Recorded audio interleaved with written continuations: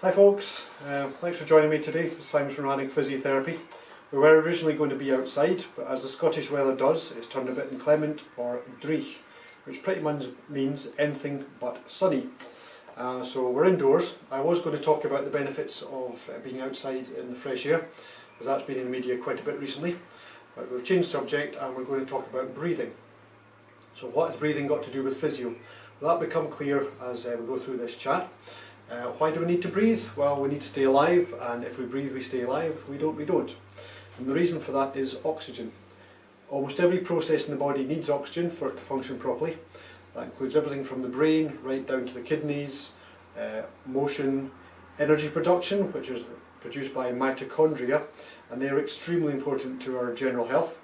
I'll be more about those in a later video. But just now we're going to talk about why is oxygen important. Well, oxygen is an anti-inflammatory.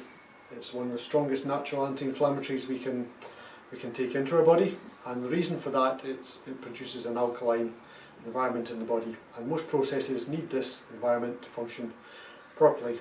As you breathe, the oxygen goes into your lungs as part of air. It passes through the small alveoli in the lungs and passes into your blood system. It's carried by both the hemoglobin and the plasma in the blood, and it's the blood plasma concentration that is the important part.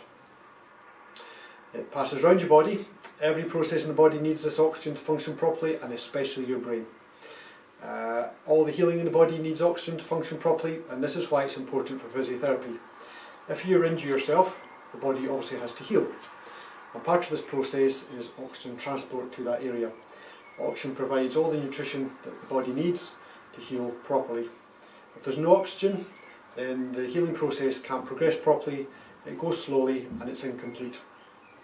And why is this applicable to modern life? Well, most people don't breathe properly. They say, well, we breathe in and out every day, what's the problem?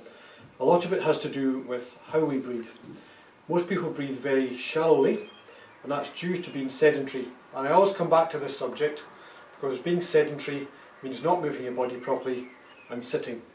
As soon as you sit and you take your awareness away from your body, 99% of people will slump and have poor posture. Again, I'll come back to posture. Why is posture important? Posture is important for all sorts of functions in the body, and applicable to today's topic, breathing. If you have a good posture, your ribs and lungs are in a good position to be expanded properly. If you slump, everything across the front of the chest gets compressed. Your lungs can't expand properly. You can't take a deep breath. The lungs can't fill. Normally during our daily routines we don't fill our lungs properly, so there's quite a bit of dead air in there that doesn't get turned over.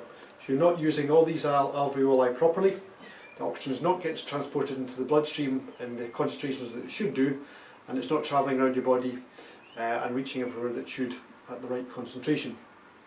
So as you can see, if you're upright, if your posture is correct, the lungs can expand properly and the oxygen can get to where it should do. Now this doesn't mean you're breathing deeply enough to get it everywhere. So as you're sitting at your desk hour upon hour, the breathing goes down, the heart rate generally goes down as well. So the blood's not getting pumped around your body where it should do, and the oxygen's also not getting there in the same concentration as it needs to be for optimum function. So we need to deep breathe. Only way around that is to breathe deeply. And you don't need to exercise to do this, because you can't jump out your chair, run around the office up and down the stairs, although that would be a good idea and a good thing to do. So you can practice deep breathing exercises. A very good chap to follow online is a guy called Wim Hof. He has a very big website, and he advocates deep breathing techniques and cold immersion, and we'll come back to that in another video in the future.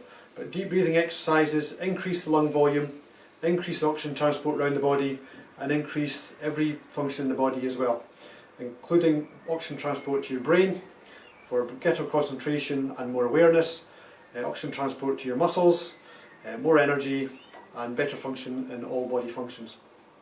So 4, 5, 6 times a day we should be taking 15 to 20, even 30 big deep breaths to fill the lungs, increase the oxygen transport. At your lunchtime, it's a very good idea to get up and exercise for an hour, even do a fast walk, so the oxygen transport is being increased around the body. It will give you more energy for later on in the day. It reduces that slump you get in mid-afternoon from the coffee fix you get during the day to try and keep your energy up, the sitting too much during the day, and lack of exercise. So as you can see, it's very important to breathe. Have a look at Wim Hof and follow him as well. There's loads of information on his website that goes deeper into this topic, and we'll talk about further effects of this in another video. Thanks very much.